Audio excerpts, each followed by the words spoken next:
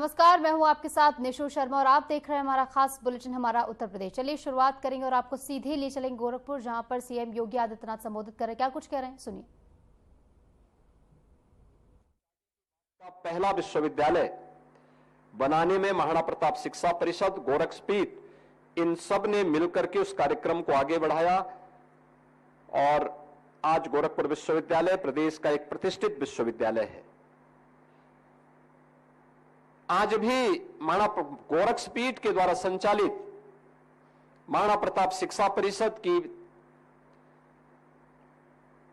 52 से अधिक संस्थाएं न केवल गोरखपुर बल्कि अगल बगल के जनपदों में शिक्षा के क्षेत्र में, स्वास्थ्य के क्षेत्र में और लोक कल्याण के इस अभियान को जो गोरखपीठ की परंपरा ने, उसके पूज्य आचार्यों ने जिन कार्यक्रमों को आगे बढ़ाया था, उन अपने संस्थापकों की भावनाओं के अनुरूप, आदरणीय प्रधानमंत्री जी की मंशा के अनुरूप, राष्ट्र प्रथम के भाव के साथ, उस अभियान के साथ समर्पित भाव के साथ कार्य कर रही है।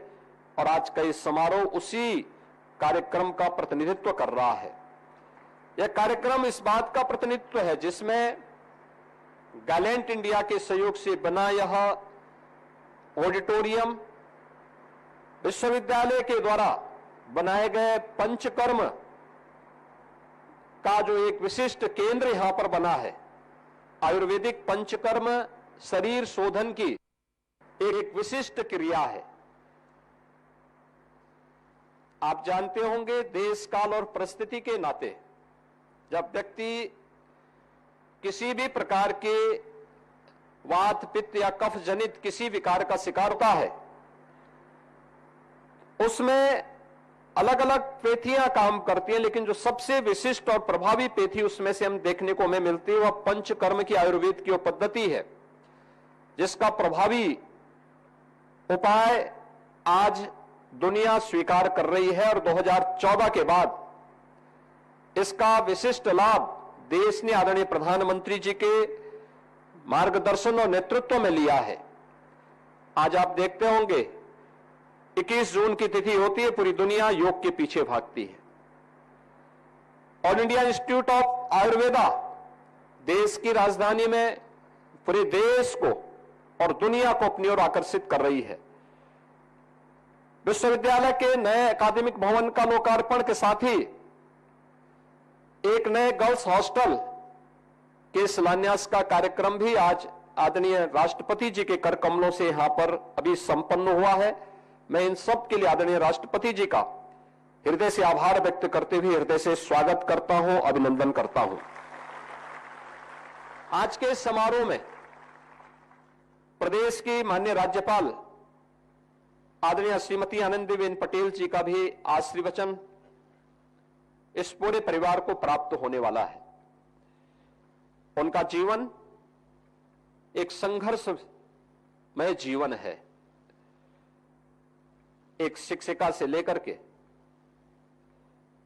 एक एमएलए, महिला मोर्चा की अध्यक्ष, राज्यसभा के सांसद, मध्य प्रदेश और उत्तर प्रदेश की माननीय राज्यपाल के रूप में उनका मार्गदर्शन उत्तर प्रदेश की अकादमिक संस्थाओं के साथ साथ समाज के जुड़े हुए उन तमाम पक्षों को समाहित करके जो विकसित भारत की आधारशिला बनेंगे, इसके लिए प्राप्त होता है।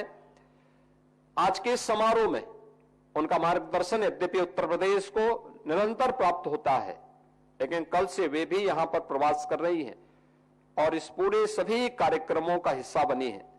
मैं इस अवसर पर उनका हृदय से स्वागत करता हूं, उनके प्रति आभार व्यक्त करता हूं। मैं गैलेंट परिवार को महायोगी गोरखनाथ विश्वविद्यालय के साथ जुड़ने, यहां की ट्रेनिंग कार्यक्रम के साथ जुड़ने और इन कार्यक्रमों को आगे बढ़ाने में योगदान देने के लिए हृदय से धन्यवाद देते हुए आप सभी विशिष्ट जनों का जो इस विशिष्ट कार्यक्रम के साथ जुड़ करके इस कार्यक्रम का हिस्सा बन रहे हैं, क्योंकि कल से हम लोग यहां पे हैं और मैं देख रहा था बरेली से हम लोग चले, बरेली से मूसलाधार बारिश। ऐसी स्थिति हमें देर रात्रि तक देखने को मिली थी। और अभी मैं देख रहा था जब हम लोग यहां बैठे हुए तो बाहर मूसलाधार बारिश पड़ रही है। जब लोकार्पण का कार्यक्रम था विश्वविद्यालय का और तत्कालीन आदरणीय राष्ट्रपति आदरणीय श्री रामनाथ कोविंद जी आए थे, उस दौरान भी बहुत बारिश थी गोरखपुर में और कार्यक्रम के दौरान थोड़ा शांति थी, उसके बाद फिर बारिश खूब पड़ी और यह यज्ञ की सफलता का आधार बनता है। मैं इस अवसर पर आप सभी विशेष जनों का जो पूर्वी उत्तर प्रदेश के अलग अलग क्षेत्रों से यहां इस कार्यक्रम में भागीदार बन रहे हैं, इस कार्यक्रम को सफलता के नए सोपान तक पहुंचाने में अपना योगदान दे रहे हैं, अपने अपने अनुभव का लाभ विश्वविद्यालय को और विश्वविद्यालय से जुड़े हुए छात्र छात्राओं को प्रदान कर रहे हैं, मैं इसके लिए आप सबका भी हृदय से धन्यवाद ज्ञापित करते हुए आप सबके प्रति अपनी शुभकामनाएं देते हुए अपनी मंगलमय शुभकामनाएं देता हूं। धन्यवाद। जय हिंद।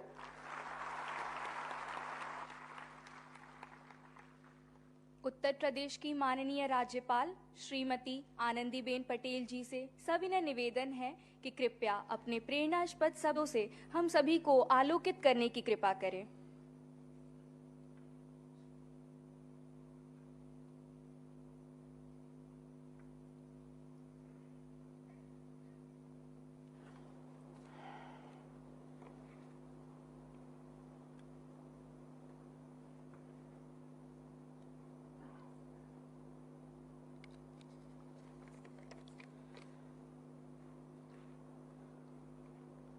मुख्य अतिथि माननीय राष्ट्रपति श्रीमती द्रौपदी मुर्मू जी, उत्तर प्रदेश के माननीय मुख्यमंत्री श्री योगी आदित्यनाथ जी, माननीय सांसद गोरखपुर रवि किशन जी, महायोगी गोरखनाथ विश्वविद्यालय गोरखपुर के कुलपति doctor Surendra Singh ji, gallate foundation के अध्यक्ष श्री चंद्रप्रकाश अग्रवाल जी, सभी जनप्रतिनिधियों, समाज के सब वरिष्ठ भाइयों बहनों, मैं आज महायोगी गोरखनाथ विश्वविद्यालय गोरखपुर के पावन प्रांगण में उपस्थित होकर गौरव और हर्ष का अनुभव कर रही हूँ।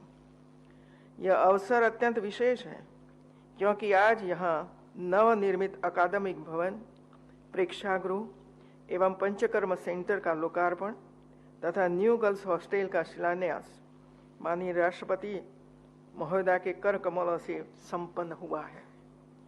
यह केवल एक निर्माण कार्य नहीं है, बल्कि एक ज्ञान, स्वास्थ्य और सशक्तिकरण की दिशा में उठाया गया दृढ़ कदम है, जो आने वाली पीढ़ियों के जीवन को सकारात्मक रूप से प्रभावित करेगा। गोरखपुर की यह पुण्य भूमि नाथ पंथ के प्रवर्तक और भारत में सामाजिक परिवर्तन के वाहक महायोगी गोरखनाथ जी की तपोभूमि भी है। यह भूमि स्वयं में धार्मिक, सांस्कृतिक और आध्यात्मिक चेतना की स्रोत रही है।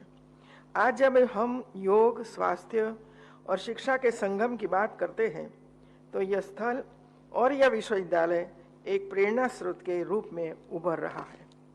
यह विश्वविद्यालय शिक्षा और स्वास्थ्य सेवाओं के माध्यम से सामाजिक कल्याण की बुनियादी संरचना को सशक्त करने का कार्य करेगा और मैं यह देखकर प्रसन्न हूं कि इसमें निरंतर सुधार और विस्तार भी हो रहा है। मुझे यह जानकर भी हर्ष हुआ है कि इस विश्वविद्यालय की स्थापना का उद्देश्य केवल पारंपरिक चिकित्सा शिक्षा तक सीमित नहीं है, बल्कि यह आधुनिक और परंपरागत दोनों चिकित्सा विधाओं, एलोपैथी, आयुर्वेद और योग से संबंधित विशिष्ट संस्थाओं की स्थापना और समन्वय के साथ साथ स्थानीय संसाधनों और जन आवश्यकताओं को ध्यान में रखते हुए व्यावसायिक कौशल और तकनीकी शिक्षा भी प्रदान कर रहा है। यह प्रयास न केवल सराहनीय है, बल्कि यह पूरे देश के लिए एक प्रेरक उदाहरण भी है। कैसे भारतीय ज्ञान परंपरा और आधुनिक विज्ञान का संगम करके सुलभ, सशक्त और समावेशी शिक्षा एवं स्वास्थ्य सेवा तंत्र विस्तार तैयार किया जा सकता है। हमारी सनातन परंपरा में सेवा को धर्म माना गया है। इसी भाव को केंद्र में रखते हुए गोरक्ष पीठ ने शिक्षा, स्वास्थ्य और लोक कल्याण के क्षेत्र में कई महत्वपूर्ण कार्य किए हैं। यह विश्वविद्यालय केवल एक शैक्षिक संस्थान नहीं बल्कि स्वास्थ्य, शिक्षा और सेवा की त्रिवेणी है। यहाँ nursing, paramedical, allied health science, life science, BSc agriculture जैसे विविध पाठ्यक्रम संचालित हो रहे हैं। गोरक्षनाथ मेडिकल कॉलेज में एमबीबीएस की 100 सीटों की मान्यता मिलना स्वास्थ्य क्षेत्र में एक बड़ी उपलब्धि है। 650 बेड का आधुनिक चिकित्सालय और अब निर्माणाधीन 1800 बेड का नया चिकित्सालय भविष्य में इस क्षेत्र को उत्तर भारत का एक बड़ा चिकित्सा केंद्र बनाने जा रहे हैं।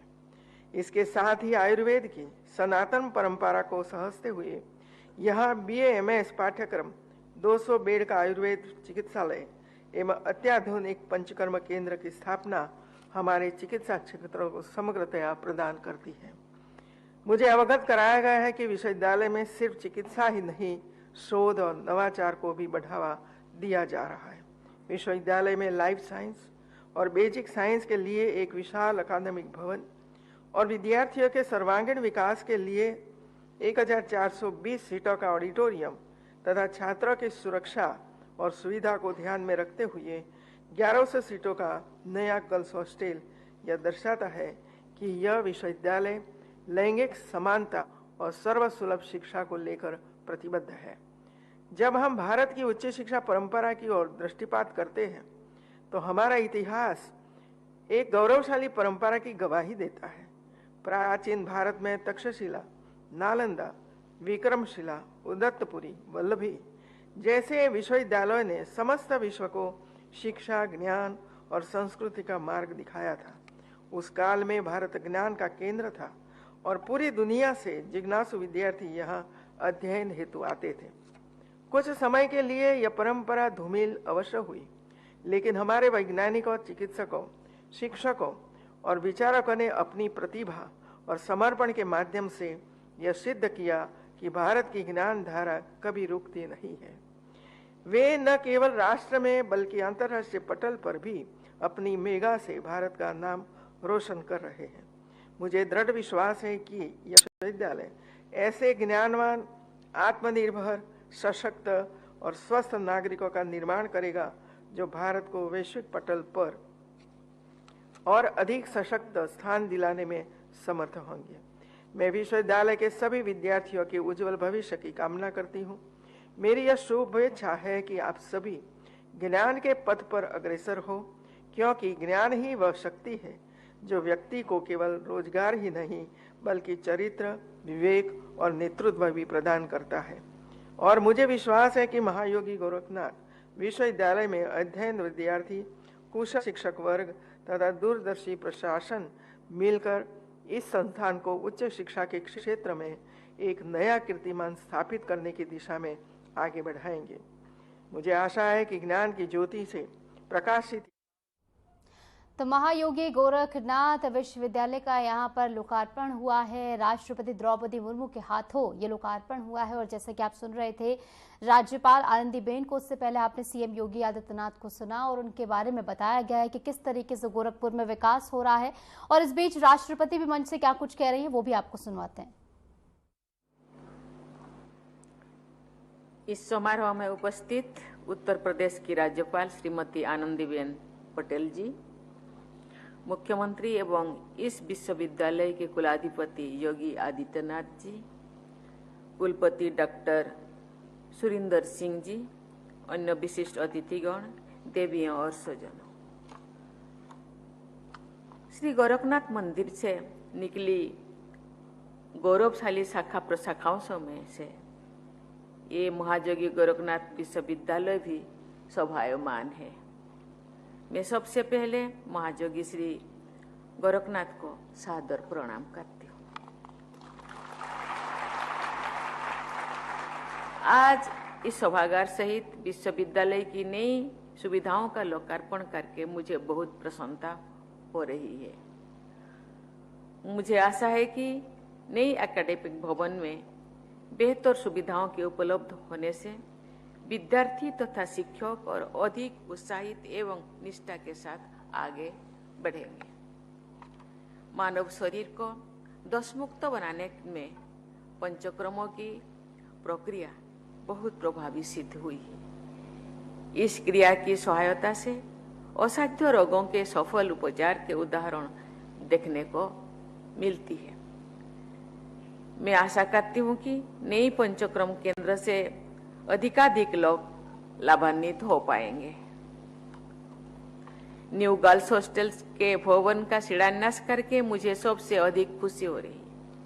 मैं क्लास 7 की पढ़ाई पूरी करके वर्ष 1970-71 के सेशन में 8वीं कक्षा और उससे आगे की पढ़ाई करने के लिए अपने गांव से लगभग 300 किलोमीटर दूर भुवनेश्वर गई। आज से लगभग 55 वर्ष पहले वही दूरी भी बहुत अधिक थी, क्योंकि आवागमन के साधन बहुत सीमित हुआ करता था। मुझसे पहले कई बालिका मेरे गांव से बाहर पढ़ने के लिए नहीं गए थे। सौभाग्य से भुवनेश्वर में मुझे एक गर्ल्स हॉस्टल में रहने की सुविधा मिल गई। अब तो बहुत बदलाव आ चुका है और हमारी बेटियां विभिन्न क्षेत्रों में प्रगति के नए प्रतिमान स्थापित कर रहे हैं। लेकिन आज भी अनेक बालिकाओं को उच्च शिक्षा प्राप्त करने के लिए चुनौतियों का सामना करना पड़ रहा है। बेटियों के लिए सुरक्षित आवास ना होना उनकी उच्च शिक्षा की यात्रा में अवरोध तो होता ही है, उनकी शिक्षा रोक भी सकती है। इसीलिए आपके विश्वविद्यालय द्वारा न्यू गर्ल्स हॉस्टल की स्थापना का निर्णय महिलाओं की उच्च शिक्षा को बहुत महत्वपूर्ण योगदान है। शिक्षा ही सशक्तिकरण का सबसे प्रभावी माध्यम है। इसलिए आपका ये कदम नारी सशक्तिकरण की दिशा में एक अमूल्य पहल है। इसके लिए मैं आप सबकी हृदय से सराहना करती हूँ। देवियों और स्वजनों, राष्ट्रीय शिक्षा नीति 2020 के तहत परोपकार और जनहितैषी लक्ष्यों के लिए कार्य करने वाले निजी उच्च शिक्षण संस्थानों की महत्वपूर्ण भूमिका रहेगी। मुझे ये बताया गया है कि गोरखपुर और आसपास के क्षेत्र में उच्च शिक्षण के योगदान देने वाले ये पहला निजी विश्वविद्यालय है। आप सुन रहे थे राष्ट्रपति द्रौपदी मुर्मू को। चलिए अब खबरों में आगे बढ़ेंगे। एक बड़ी खबर आपको बता दें, केंद्रीय कैबिनेट की बैठक में बड़ा फैसला लिया गया है। रोजगार प्रोत्साहन योजना को मंजूरी बैठक में मिल गई है। सभी सेक्टर में रोजगार सृजन पर अब फोकस होगा। राष्ट्रीय खेल नीति को भी कैबिनेट की मंजूरी मिल गई है। तो कैबिनेट की बैठक में बड़े फैसले यहां पर लिए गए हैं। जहां पर केंद्रीय कैबिनेट की बैठक में जो फैसले लिए गए हैं उनमें खेल नीति को मंजूरी मिल गई है और इसी के साथ साथ रोजगार प्रोत्साहन योजना को भी मंजूरी इसमें मिल गई है। पाकिस्तान का समर्थन करने वाला वीडियो सोशल मीडिया पर पोस्ट करना एक युवक को भारी पड़ गया। इलाहाबाद हाई कोर्ट ने आरोपी अहमद की जमानत याचिका को खारिज कर दिया है। अदालत ने इस मामले को गंभीर मानते हुए कहा है कि यह देश विरोधी मानसिकता को दर्शाता है, जिससे सांप्रदायिक तनाव फैल सकता है। जानकारी के अनुसार आरोपी अहमद ने सोशल मीडिया प्लेटफॉर्म पर पाकिस्तान समर्थक वीडियो साझा किया था, जो वायरल हो गया। इसके बाद उसके खिलाफ आईटी एक्ट और देशद्रोह से संबंधित धाराओं में मामला दर्ज किया गया है। इस फैसले से साफ संकेत गया कि देश विरोधी सामग्री को सोशल मीडिया पर फैलाना गंभीर अपराध माना जाएगा और अदालत ऐसे मामलों में सख्त रुख अपनाएगी।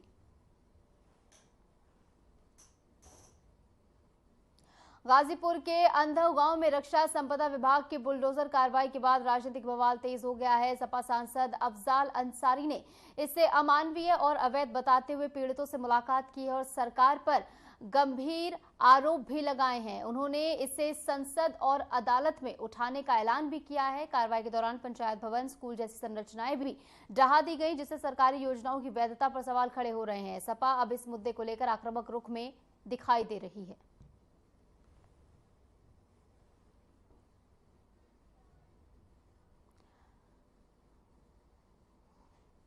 वाराणसी पुलिस आयुक्त मोहित अग्रवाल ने मिर्जा मुराद थाना क्षेत्र के गुड़िया बॉर्डर से लेकर शहर की और कांवड़ मार्ग का निरीक्षण किया है। कांवड़ियों की सुविधा के लिए प्रयागराज वाराणसी हाईवे की एक लेन उन्हें समर्पित की जाएगी। हर 5 किलोमीटर पर अस्थायी पुलिस चौकी स्थापित होंगे और सुरक्षा की निगरानी ड्रोन और सीसीटीवी कैमरों से की जाएगी। निर्माण, विद्युत, चिकित्सा और अन्य विभागों को समन्वय में दिशा निर्देश दिए जा चुके हैं और निरीक्षण के दौरान कई वरिष्ठ अधिकारी भी मौजूद रहे।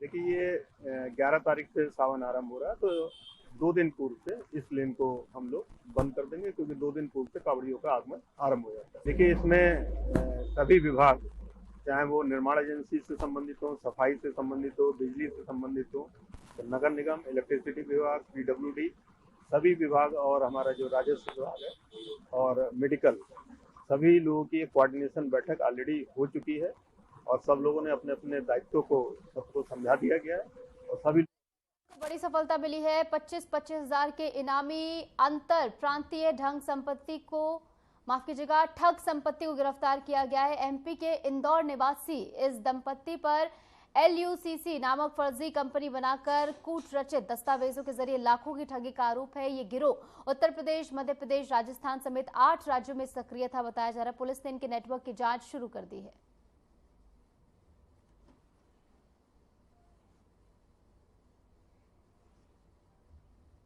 आगरा के थाना शमशाबाद पुलिस और सर्विलांस टीम ने एक बड़ी सफलता हासिल करते हुए अंतर्राज्यीय वाहन चोर गैंग के 2 सक्रिय सदस्यों को गिरफ्तार किया है। पुलिस ने आरोपियों के कब्जे से 4 चोरी की मोटरसाइकिलें, उनके काटे गए पार्ट्स और एक तमंचा भी बरामद किया है। पुलिस के अनुसार ये गैंग शादी समारोह को निशाना बनाकर पल भर में बाइक उड़ा लेता था। पकड़े गए दोनों चोर उत्तर प्रदेश के इटावा जिले के रहने वाले हैं और कई जिलों में चोरी की घटनाओं को अंजाम भी दे चुके हैं। पुलिस अब गैंग के अन्य सदस्यों की तलाश में जुट गई है। साथ ही इस नेटवर्क से जुड़े पुराने मामलों की भी छानबीन की जा रही है।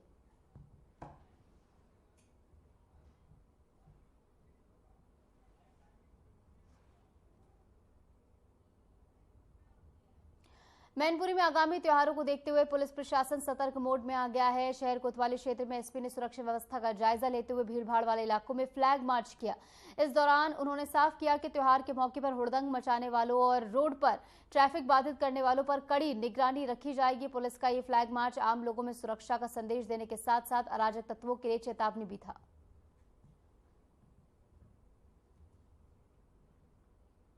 नोएडा फेज 2 पुलिस ने गांजा तस्करी करने वाले गिरोह का भंडाफोड़ किया है। पुलिस ने 4 तस्करों को गिरफ्तार किया है जो इन्वर्टर की बॉडी में गांजा छिपाकर उड़ीसा से ट्रेन के जरिए दिल्ली NCR में सप्लाई कर रहे थे। तस्करों का यह अनोखा तरीका पुलिस की सतर्कता के चलते पकड़ा गया है। पुलिस ने बड़ी मात्रा में गांजा बरामद कर मामले की जांच शुरू कर दी है।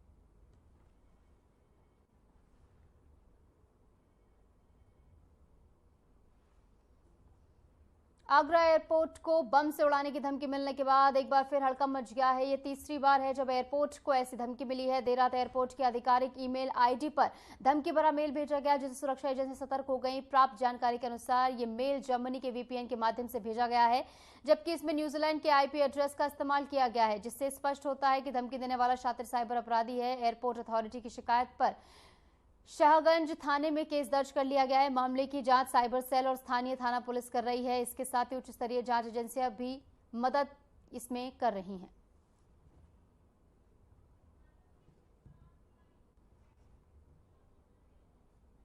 कौशाम्बी के देव खरपुर गांव में एंटी नार्कोटिक्स टास्क फोर्स और झांसी मंझनपुर पुलिस की संयुक्त कार्रवाई में 101 किलो 200 ग्राम गांजा और 2 लग्जरी कारें बरामद की गई। मुखबिर की सूचना पर हुई कार्रवाई में 4 अंतर्राज्यीय तस्करों को गिरफ्तार किया गया है, जबकि 3 आरोपी फरार हो गए। गांजा छत्तीसगढ़ से लाकर जिले में फूडकर सप्लाई किया जाता था। मुख्य आरोपी सोनू ने गांजा अपने घर में छुपा रखा था और बार बार ठिकाने बदलता था। गिरफ्तार तस्करों में 4 छत्तीसगढ़, 2 फतेहपुर और 2 कौशाम्बी के निवासी हैं। अपर पुलिस अधीक्षक राजेश सिंह ने मामले का खुलासा करते हुए बताया कि सभी आरोपियों को कोर्ट में पेश कर चालान भेज दिया गया है।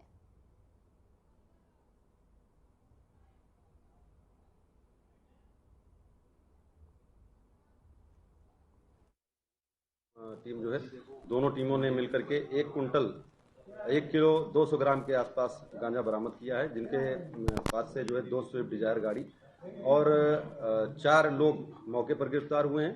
3 लोग फरार हैं, जिनको ANTF की टीम, हमारे थाने की टीम लगातार टीम बना करके अरेस्टिंग के लिए हम लोग प्रयास करेंगे और शीघ्र उनको भी। 1 किलो 200 ग्राम गांजा बरामद किया गया है। 4 लोगों को गिरफ्तार किया गया है। 3 लोग फरार हैं, जिनको लगातार टीम बना करके अरेस्टिंग के लिए हम लोग प्रयास करेंगे और शीघ्र उनको भी। 1 किलो 200 ग्राम गांजा बरामद किया गया है। 4 लोगों को गिरफ्तार किया गया है। 3 लोग फरार हैं, जिनको लगातार टीम बना करके अरेस्टिंग के लिए हम लोग प्रयास करेंगे और शीघ्र उनको भी। और फिलहाल के लिए इस बुलेटिन में इतना ही। नमस्कार।